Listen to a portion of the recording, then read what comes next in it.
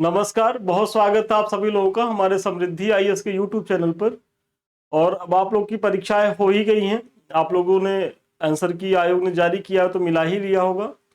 और अब समय है मुख्य परीक्षा को पढ़ने का, क्योंकि इधर आप लोग काफी दिन तक पीटी मूड में रहे ही। उधर आरओ की परीक्षा थी, इधर यूपी पीसीएस की थी। तो जिन बच्चों का संस्थान के द्वारा जो कट ऑफ बताया गया है उस रेंज में है, वो तो तैयारी करें ही करें मुख्य परीक्षा की शिद्दत से। लेकिन जो बच्चे किसी कारणवश इस बार रह जा रहे हैं तो वो 2026 के लिए तैयारी करें, लेकिन अभी मुख्य परीक्षा को ही पढ़ें, क्योंकि ये पूरा समय मुख्य परीक्षा को दें। अभी 4-5 महीना, और 4-5 महीना में कम से कम जो बच्चे इस बार मेंस देंगे उनको तो पूरा तैयार करना ही करना है। साथ ही साथ वे बच्चे जो अगली बार के लिए पीटी देंगे और 26 के लिए जो मुख्य परीक्षा देंगे, तो वो भी अपने पीटी से पहले, क्योंकि उनकी जो पीटी की परीक्षा है तो उसके पहले जो इनको 4-5 महीना इधर समय मिलेगा, तो इसमें एटलीस्ट जीएस का प्रत्येक पेपर तैयार कर ले। क्योंकि जब मेंस तैयार रहेगा तभी आप जो है जो पीटी की सफलता है उसे पूरी सफलता में आप कन्वर्ट कर पाएंगे। क्योंकि प्रीलिम्स की सफलता तो ये नहीं है कि आप पीटी पास कर लिए तो आप एसडीएम बन गए, ऐसा तो होता नहीं है भाई। पीटी क्या है? भीड़ छाटने का जरिया है। असली लड़ाई तो मेंस में है। और मुख्य परीक्षा जो 1500 अंकों का होता है वही सबसे ज्यादा आपकी परीक्षा में निर्णायक होता है। तो ऐसे में संस्थान कई बैच तो चला ही रहा है, और हमारा जो निःशुल्क यूट्यूब पे जो प्रोग्राम चलते हैं तो सप्ताह में 2 वीडियो तो हम यहाँ भी देंगे ही देंगे। तो ऐसे में आप लोग जो है बने रहिए। और इस प्रश्न के माध्यम से हम जो आज कराएंगे, आज का जो हमारा सेशन है, इसमें हम एक प्रश्न भी लेंगे। और इस प्रश्न के माध्यम से हमारा यही उद्देश्य रहता है कि जो आप लोग मुख्य परीक्षा में आंसर राइटिंग से भागते हैं, देखिए अगर आपने ख्वाब बना लिया है आईएएस बनने का, पीसीएस बनने का, तो लिखने से मत भागिए। क्योंकि अगर आप लिखने से भागेंगे तो विश्वास मानिए कभी भी सिलेक्शन नहीं होगा। असली लड़ाई ही यही है। और अगर मुझसे पूछा जाए कि इस समय जो वर्तमान का सिलेबस है, या जिस तरीके से प्रश्न पूछे जा रहे हैं, या प्रश्नों की संख्या जितने ज्यादा हो गई है, तो ऐसे में अगर आपके पास उत्तर लेखन कौशल नहीं है तो फिर मुख्य परीक्षा पास करना बहुत बड़ी चुनौती है।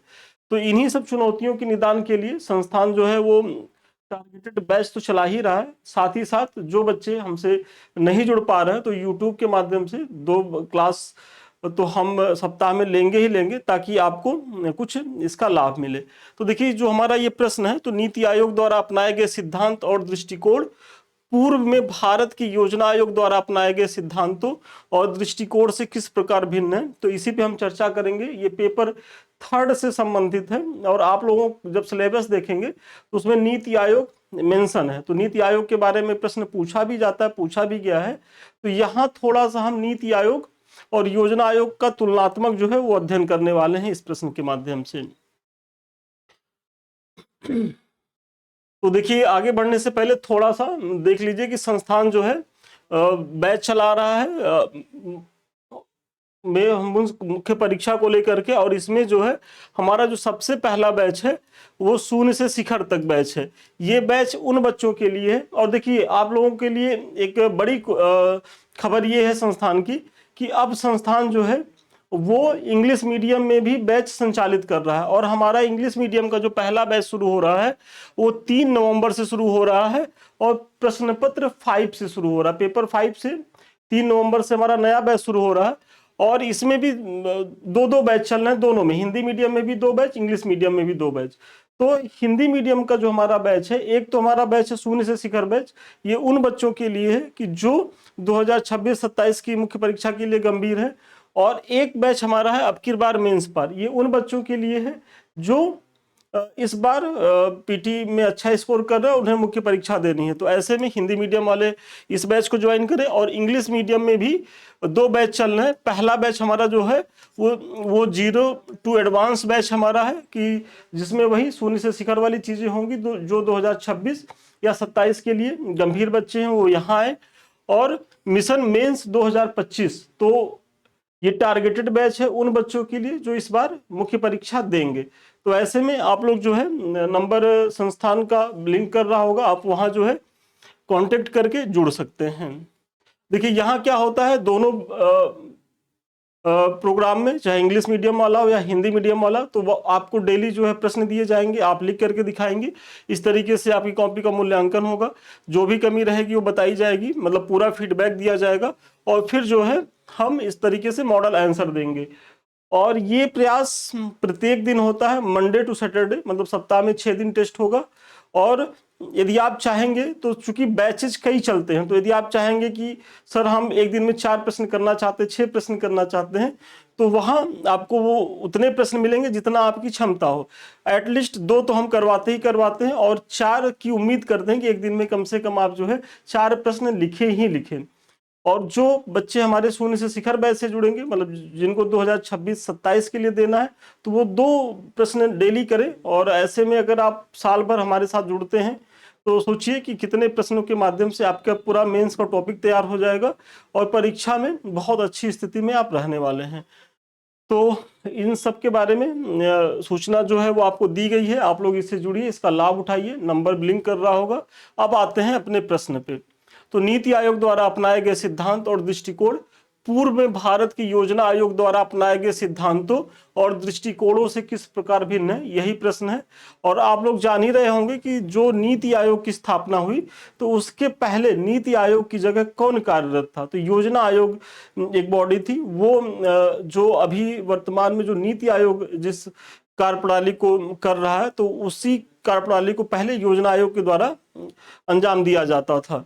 लेकिन उसमें कुछ खामियां थी, कुछ कमियां थी, और जो वर्तमान का उभरता भारत का परिदृश्य है, तो ऐसे में जरूरत थी एक एडवांस संस्था की, और बहुत सारे बदलावों के साथ।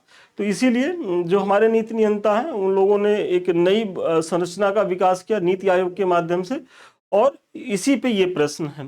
तो थोड़ा सा आप पहले बताइए कि योजना आयोग के स्थान पर 1 जनवरी 2015 को नीति आयोग की स्थापना की गई। तो ये तो आप लोगों ने पीटी में खूब पढ़ा होगा। तो देखिए, पीटी के एक फैक्ट का आपने यहाँ अपनी भूमिका में उपयोग कर लिया कि योजना आयोग के स्थान पर 1 जनवरी 2015 को नीति आयोग की स्थापना की गई। नीति आयोग भारत सरकार की प्रमुख नीतियों से संबंधित थिंक टैंक है। इसका कार्य पुरानी कार्यशैली की केंद्रीय प्रणाली को समाप्त करते हुए विकासात्मक लक्ष्यों की पुनर्कल्पना एवं नए भारत के लिए नीति बनाना है। तो वही जो मैंने पीछे बताया कि भाई योजना आयोग अपने समय में प्रभावी था, क्योंकि कोई भी संस्था, ऐसा नहीं है कि हम योजना आयोग की भूमिका को नकार दें कि उसकी कोई भूमिका नहीं रही, उसने भारत के विकास में योगदान नहीं दिया। लेकिन चीजें बदलती हैं, समय बदलता है, जरूरतें बदलती हैं, आवश्यकताएं बढ़ती हैं, तो ऐसे में एक नए संस्थान की आवश्यकता थी। तो इसीलिए जो नए भारत के निर्माण में जो प्रभावी भूमिका निभा सके, तो ऐसी संस्था के रूप में हमने जो है नीति आयोग का गठन किया। जहां तक योजना आयोग और नीति आयोग में अंतर का प्रश्न है, तो इसे निम्न बिंदुओं में समझ सकते हैं। और देखिए 8 अंक का प्रश्न है, तो इससे ज्यादा आपको भूमिका लिखने का न तो स्कोप है, न तो आपको लिखना है। क्योंकि अगर इससे ज्यादा भूमिका लिखने का आपने मुंह पाला, तो विश्वास मानिए आपका प्रश्न छूटेगा। और अगर प्रश्न आप छोड़ के आ रहे हैं मुख्य परीक्षा में, तो अपने आप को पहले से ही मान लीजिए कि आप मेंस की रेस से बाहर हैं। तो स्मार्ट वर्क करिए, कम लिखिए, टू द पॉइंट लिखिए, नंबर बढ़िया पाएंगे। और बहुत ज्यादा लिखने के चक्कर में आप बिखरेंगे भी, आपका बाद में प्रश्न भी छूटेगा, क्योंकि 20 प्रश्न करने हैं। और 20 प्रश्न जब आप मुख्य परीक्षा में बैठेंगे, तब एहसास होगा कि वो 20 प्रश्न लिखने में कितनी हालत खराब होती है। और ऐसा नहीं है कि बस एक प्रश्न पत्र होता है, आप दिए उसके बाद आप आराम कर रहे हैं। सुबह शाम दोनों मीटिंग, और लगातार 4 दिन लिखना है, तो अंदाजा लगा लीजिए। तो ऐसे में आपको स्मार्ट आंसर राइटिंग तो करनी होगी। अब ऐसे ही एक तरफ नीति आयोग लिख लीजिए और एक तरफ योजना आयोग, क्योंकि आपने भूमिका में ही दिखा दिया है कि अब हम अंतर के बिंदुओं को बताने जा रहे हैं। तो सबसे पहला अंतर आप इसमें बताएं कि नए भारत की जरूरतों को पूरा करने के लिए इसका गठन हुआ है, किसका? नीति आयोग का। यह 1991 में हुई आर्थिक उदारीकरण, आप लोग तो ये जानते ही होंगे कि 1991 में जो आर्थिक उदारीकरण हुई, जिसके तहत हमने एलपीजी की व्यवस्था को अपनाया और मुक्त बाजार अर्थव्यवस्था के आदर्शों पर आधारित अल्पकालिक दीर्घकालिक दोनों दृष्टिकोण अपनाता है।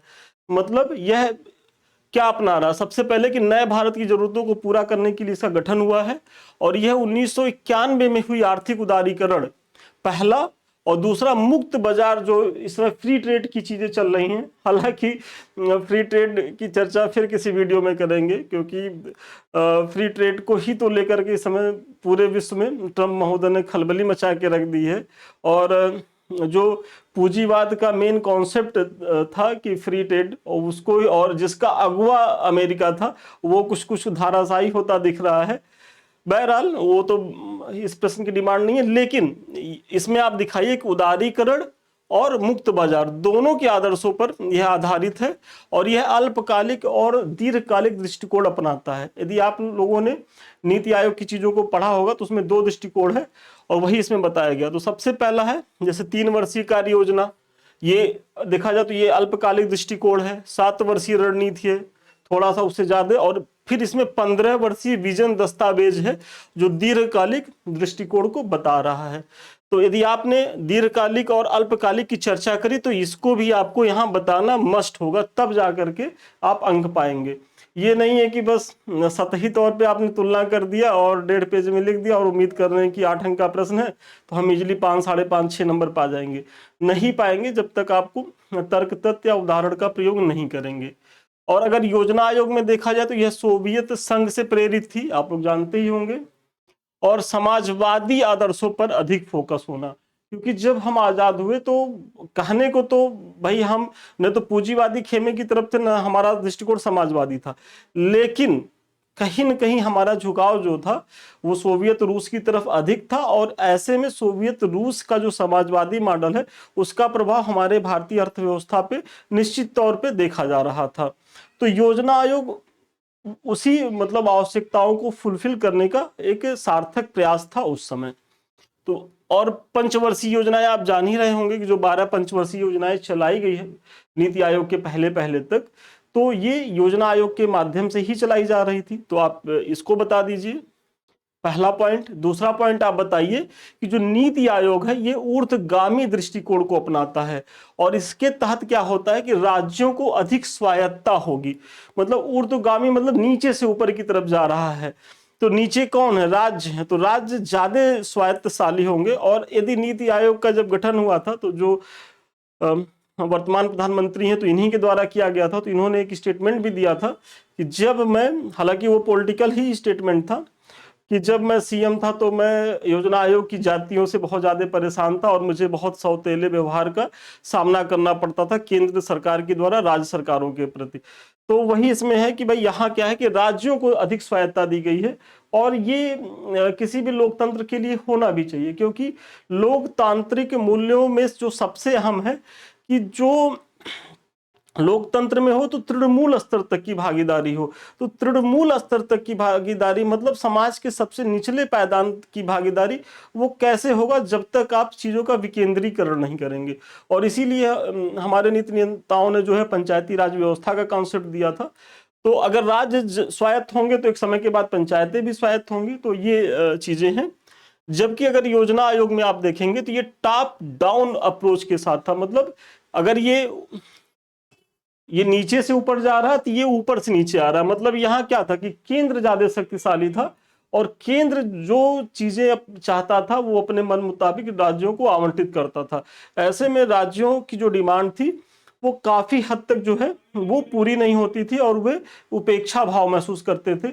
और उपेक्षा भाव वो तब और ज्यादा महसूस करने लगते थे जब राज्य में किसी और दल की सरकार हो और केंद्र में किसी और दल की सरकार हो। यह फिर तीसरा है कि प्रतिस्पर्धी संघवाद के विकास में योगदान। मतलब जो हमारा नीति आयोग है इसका जो अगला प्रयास है कि प्रतिस्पर्धी संघवाद के विकास में योगदान देता है। और इसका उदाहरण तो आप लोगों ने पीटी में खूब पढ़ा होगा कि जो स्वास्थ्य सूचकांक, शिक्षा सूचकांक, आवास सूचकांक जो जारी किया जाता है नीति आयोग के द्वारा, तो उसमें ये देखा जाता है ना कि कौन सा स्टेट जो है वो किस स्तर पे परफॉर्मेंस कर रहा है, मतलब उसकी रैंकिंग कितनी बेहतर है। तो ऐसे में सारे राज्य जो है एक तरीके से स्वस्थ प्रतिस्पर्धा की दौड़ में शामिल हो रहे हैं। तो ये एक इसका बहुत अच्छा उदाहरण है। जैसे स्वास्थ्य, शिक्षा, आधारभूत संरचनाओं के विकास में एक स्वस्थ प्रतिस्पर्धा को बढ़ावा देना। जैसे एसडीजी के विभिन्न आयामों की राज्यों की रैंकिंग, जो हमारे सस्टेनेबल डेवलपमेंट जो गोल्स हैं, तो उसके आधार पर राज्यों को रैंक प्रदान किया जाता है, जो नीति आयोग सॉरी, जो नीति आयोग के द्वारा जारी किया जाता है। जबकि योजना आयोग में आप देखेंगे तो यहां ऐसा कोई प्रयास नहीं दिखता था, बल्कि इसमें क्या थी, तो कठोर नियोजन प्रक्रिया और नौकरशाही में लाल फीताशाही वाले दृष्टिकोण के कारण इसकी आलोचना ही होती थी। मतलब यहाँ प्रतिस्पर्धी संघवाद की भावना तो दूर, मतलब योजना आयोग में वहां जो हावी था वो नौकरशाही में लाल फीताशाही ज्यादा हावी था, कि मतलब कि आपकी जो जरूरी मांग थी, जो आवश्यक मांग थी, वो भी नौकरशाही की लाल फीताशाही के तहत वो दब जाती थी, उसका निष्पादन नहीं हो पाता था। तो ये योजना आयोग में खामियां थी और इसका निराकरण किया गया किसमें, नीति आयोग में, और यही आपके प्रश्न का डिमांड है। फिर अगला अगर आप अंतर देखेंगे तो कोई वित्तीय शक्ति नहीं, केवल सलाहकार भूमिका में। तो नीति आयोग में आप यहां देखेंगे कि जो फंड वंड का जो ट्रांसफर होता है तो उसमें नीति आयोग की भूमिका केवल सलाहकारी होती है। मतलब यहाँ कोई भूमिका नहीं होती है केंद्र वो सारी नीति आयोग की। जबकि अगर योजना आयोग में आप देखेंगे तो योजना आयोग की भूमिका भी सलाहकारी प्रवृत्ति की ही थी, लेकिन यह केंद्र सरकार के पक्ष में और वित्तीय आवंटन में अप्रत्यक्ष ही सही किंतु प्रभावी भूमिका में रहती थी। मतलब सबसे पहला तो इस पे आरोप ये था, और आरोप क्या है, ये सही भी था, कि केंद्र सरकार जो चाहती थी, योजना आयोग कमोबेश वही काम करता था, पहली चीज। दूसरी चीज, भले कहने को वित्तीय मामले में इसकी भूमिका सलाहकारी की थी योजना आयोग की, लेकिन वित्तीय आवंटन में इसकी मनमर्जी खूब चलती थी। ये लोग जो कह देते थे उसे नीति नियंता मान लेते थे। क्यों मान लेते थे? कि उनके अपने लोग होते थे, और ये एकदम फैक्ट है, ये सही बात है। फिर अगला आप देखेंगे कि नीतियों और कार्यक्रमों के परिणाम आधारित निगरानी और मूल्यांकन पर जोर, जैसे आकांक्षी जिला कार्यक्रम। तो ये सब योजनाएं जो चलाई जा रही हैं तो वो नीति आयोग के माध्यम से चलाई जा रही हैं। जबकि यहां आप देखेंगे तो परंपरागत रूप से इनपुट आधारित योजना और निगरानी पर अधिक जोर। मतलब यहाँ मतलब कार्य के परिणाम पे उतना ध्यान नहीं था। मतलब कि जैसे होता नहीं कि भाई अगर कोई योजना चल रही है तो नीति आयोग अगर उसको देख रहा है कि भाई इसमें क्या है, इसका रिजल्ट कैसा आ रहा है, तो योजना आयोग में उन सब चीजों का कहीं ना कहीं अभाव दिखता था। तो आप उसकी भी चर्चा कर सकते हैं यहाँ। और अब छोटा सा एक निष्कर्ष दे दीजिए, क्योंकि 8 अंक का प्रश्न है, 125 शब्दों में लिखना। अगर आप बहुत ज्यादा लिखने का मोह पालेंगे तो समस्या है। तो छोटा सा निष्कर्ष देके अपने उत्तर को खत्म करिए कि इस प्रकार उपयुक्त विवरण से स्पष्ट है कि दोनों ही संस्थाओं में भिन्नता के पर्याप्त बिंदु मौजूद हैं। मतलब जो भिन्नता के बिंदु है आपने दिखाया है पीछे 6 पॉइंट के माध्यम से। वर्तमान परिप्रेक्ष्य में नीति आयोग जैसी संस्था की महती भूमिका भी थी। भाई अगर देखा जाए तो वर्तमान में जिस तरीके से भारत का ग्रोथ हो रहा है, या जो वैश्विक स्तर पर नई नई चुनौतियां उभर के आ रही, नई नई प्रतिस्पर्धा की चीजें हो रही हैं, तो ऐसे में ऐसे संरचना की जरूरत थी जो आपने पीछे बताया है। फिर भी क्षेत्रीय असंतुलन और विकास की असमानताओं को दूर करने में योजना आयोग की भूमिका को भी जो है वो कहीं से भी नकारा नहीं जा सकता। मतलब ऐसा नहीं है, देखिए यही आपका होता है बैलेंस अप्रोच, कि ऐसा नहीं है कि बस नीति आयोग पे प्रश्न है और ये नई है और इसके डायमेंशंस ज्यादा व्यापक हैं, तो आप इसके गुणगान पे पूरा खर्चा कर दीजिए और योजना आयोग को एकदम बेकार बॉडी बता दीजिए। तो ये आप एक पॉलिटिकल आपका स्टेटमेंट हो जाएगा, न कि ब्यूरोक्रेट वाला। तो आपको तो दोनों को महत्व देना और होना भी चाहिए। भाई अभी तक भारत के विकास में उसी का योगदान था, तो वही आप बता रहे हैं कि भाई अपने समय में इसने भी महत्वपूर्ण काम किया, लेकिन चूंकि इस समय प्रतिस्पर्धाएं ज्यादा हैं, चुनौतियां ज्यादा हैं, विकास के आयाम बहुआयामी हो गए हैं, तो ऐसे में एक व्यापक फलक वाले संस्था की जरूरत थी जो नीति आयोग के माध्यम से पूरी होती दिख रही है। तो इसी तरीके का आपका एक निष्कर्ष के साथ अपने उत्तर को समाप्त करिए। और मुझे बड़ा भरोसा है कि इस प्रश्न के माध्यम से न केवल आपको एक मॉडल उत्तर मिला होगा, बल्कि भूमिका कैसे लिखनी छोटी सी, और भूमिका में ही आपको अपने बीच के पार्ट में उतर जाना है, और फिर कैसे पॉइंट पॉइंट में आप दोनों को तुलनात्मक दिखा दिए 5-6 पॉइंट में, और उसके बाद एक छोटा सा निष्कर्ष देके उतर जाइए। और ये 150 शब्दों में करीब करीब होगा और आपको 125 शब्दों में ही लिखना है। तो आप जो है अगर 125 शब्दों में है तो 130-35 या 120 15-20 शब्दों में लिख रहे हैं तो चीजें आपकी बैलेंस बनी रहेंगी और प्रश्न आपका फिर छूटेगा नहीं। तो अभी जाइएगा नहीं, इसके बारे में तो मैंने चर्चा करी दी। तो इंग्लिश मीडियम वाले बच्चे, हिंदी मीडियम वाले बच्चे जो जिस मीडियम के हैं वो बैच को ज्वाइन करें, इसका लाभ उठाएं। और सबसे लास्ट में ये हमारे कुछ लिंक है। तो सबसे पहला तो ये हमारे समृद्धि आईएएस का लिंक है, आप लोग इसे जरूर ज्वाइन करें, क्योंकि जो अभी हम पढ़ा रहे हैं इसका पीडीएफ यदि आपको चाहिए, आप लोग डिमांड भी करते हैं, तो हमारे समृद्धि आईएएस के टेलीग्राम चैनल पे मिल जाएगा। तो आप लोग आइए, वहां इसका पीडीएफ आपको मिल जाएगा। साथ ही साथ और भी कोई घोषणा होती है, कुछ सूचना दी जाती है, तमाम ऐसे निःशुल्क प्रयास किए जाते हैं संस्थान के द्वारा, वो सब आपको टेलीग्राम पे हमारे देखने को मिलेगा। तो ऐसे में टेलीग्राम हमसे जुड़े रहने का 24 घंटे का सबसे सशक्त माध्यम है। इसके बाद हमारे 2 चैनल हैं, एक तो समृद्धि आईएएस का यूट्यूब जिससे अभी हम आप लोग रूबरू हैं, और दूसरा हमारा संदीप मिश्रा ऑफिशियल। तो ये दोनों चैनल आपकी तैयारी के लिए बेहद फ्रूटफुल है। अभी तक आप लोगों ने इसे सब्सक्राइब नहीं किया तो इसे सब्सक्राइब करें, लाइक करें, शेयर करें, और वीडियो अच्छा लग रहा हो तो कमेंट जरूर करें। और सबसे अंत में आप हमारे किसी बैच से जुड़ना चाहते हैं, हमसे बात करना चाहते हैं तो 7303307507 पे संपर्क कर सकते हैं। तो ठीक है, आज के लिए इतना ही। पुनः मिलते हैं नए वीडियो में नए क्लास के साथ। तब तक के लिए धन्यवाद, शुभकामनाएं आपको।